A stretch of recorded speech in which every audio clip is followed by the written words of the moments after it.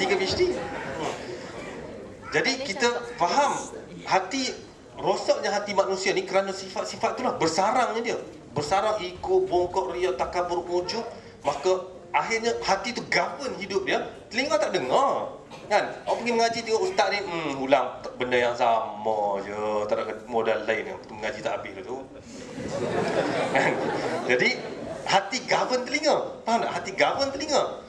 Hati akan sebut benda-benda yang dia hati dia profesor, kan? Perkataan dia laku, kan? Keluar statement dalam paper ke, keluar statement dalam masyarakat ke, kan? Statement-statement yang kadang-kadang tu menggambarkan bagaimana keadaan hati dia. Jadi ini penting. Sebab tu kita kata very important kita look after kita punya heart, kita punya hati kita. Sebab tu dalam Al-Quran, dan kita lihat dalam sejarah perjuangan Rasulullah, benda yang Rasulullah first fokus, dan semua ayat-ayat Al-Quran aim kepada hati. Aim kepada hati.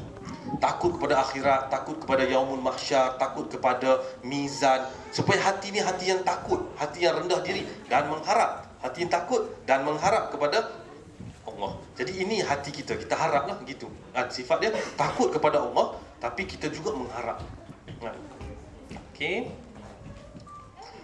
Kemudian, jadi penting kita size up your heart. Jadi kita aim, kita kata add on, size up. First mission, size up our heart. Jadi dalam surah Al-An'am ayat 122, beza kita tengok kan. Allah kata, dan apakah yang sudah mati kemudian kami hidupkan dan kami berikan kepadanya cahaya yang terang, dan dengan cahaya itu dia dapat berjalan di tengah-tengah masyarakat manusia. Adakah serupa dengan orang yang keadaannya berada gelap gelita yang sekali-kali tidak dapat keluar daripadanya? Jadi Allah gambarkan, kalau tengok dalam tafsir, bagaimana Allah gambarkan hati ni mati. Hati orang-orang kafir ni mati. Hati dia tak boleh govern dia. Hati dia hati yang, kita kata hati yang mati. Kemudian datangnya sinaran wahyu, sinaran Al-Quran, sinaran Islam datang, memberi hati ni nafas baru. Nafas baru. Ruh yang baru, kan? Ada orang ungkapkan ruhul jadid, ruh yang baru. Dengan hati yang diterangi ni, dia berjalan di atas muka bumi, kita kata tadi, dengan peta, dengan clear, dengan perjalanan yang yakin. Walaupun bergunung ganang terpaksa dilalui, dia tahu itu matlamat dia selepas gunung, memang perlu lalui. Walaupun orang lain ambil jalan simple, tapi orang tu pastinya sesat. Tapi dia orang yang faham. Walaupun susah, walaupun terpaksa berlapar, tapi ini jalannya rupanya, kan? Dia faham bahawa rupanya ini sifat jalan dia, perlu melalui perkara-perkara ni. Bagaimana kita nak tahu? Bagaimana kita nak size up our heart? Jadi tidak lain tidak bukan, untuk size up our heart, the only way yang telah size up generasi terdahulu adalah Al-Quran. Mana mungkin kita mencari kaedah yang lain daripada apa yang telah dibawa oleh Rasulullah. Jadi kita kena faham Al-Quran. Jadi first mission kita, insyaAllah pada malam ni boleh kita simpulkan sama-sama. Nak add on, size up, benar pentingnya aspek fikiran, aspek jasmani yang lain, aspek dari sudut tutur kata. All that will be governed by heart. Jadi kita fokus kepada size up our heart dengan Al-Quran, kemudian metodologi dia. Dan kita buat research kan, common objective, kaedah, metodologi dia, first Al-Quran. Jadi kita kena buat detail lagi. Macam mana kita nak size up dengan Al-Quran ni? Dan kita beli Al-Quran banyak-banyak. Macam-macam daripada Al-Quran cetakan daripada Turki, Indonesia. Saya ada kawan saya, mungkin ada yang kenal, dia koleksi Quran, menarik. Dia koleksi Quran yang lama-lama, Quran yang berusia, saya pun tak ada tengok, tapi Quran yang orang tulis kayu, kulit kan dia ada kat rumah dia. Kulit kambing ada kat rumah dia, koleksi. Menarik kan? Seronok lah kita tengok, tapi jangan lupa Quran kan diturunkan untuk tujuan tu, kan? Bukan untuk di museum kan. Size up your heart lagi, iaitu orang-orang beriman tenteram hati mereka dengan mengingati Allah. Ketahuilah dengan mengingati Allah itu tenang tenteramlah hati manusia. Kan kita pernah tengok kan dekat, kita tengok cerita-cerita masyarakat dalam kebanyakannya apabila membicarakan tentang masyarakat, dia tengok, aku tengok Pak Mat tu gaya basikal je, tapi tengok anak-anak dia menjadi lah, kan? Nampak rumah doa je, kan ada cerita-cerita kan, lately kita tengok macam mana keadaan dia, nampak tapi nampak happy. Kita ni rumah mahligai, makan ada dekat 14 lauk yang nak dipilih kan.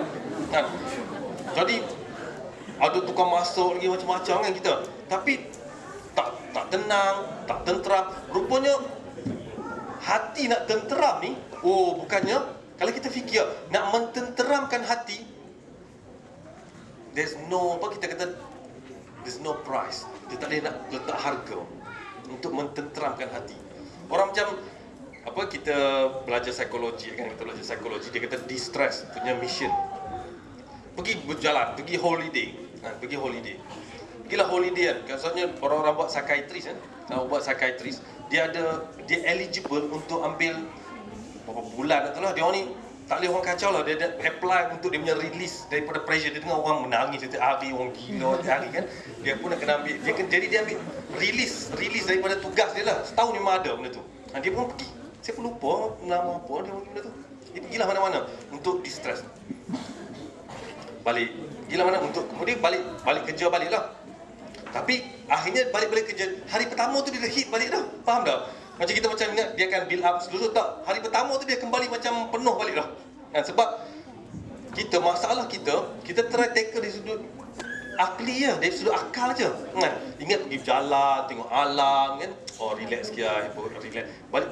Tapi rupanya kita jangan lupa untuk kita nak dapat ketenteraman seperti mana Allah firmankan dalam surah Ar-Ra'd ayat 28, orang-orang beriman tenteram hati dia dengan mengingati Allah. Ketahuilah dengan mengingati Allah itu tenang dan tenteramlah hati manusia. Jadi aim kita nak tenang hati.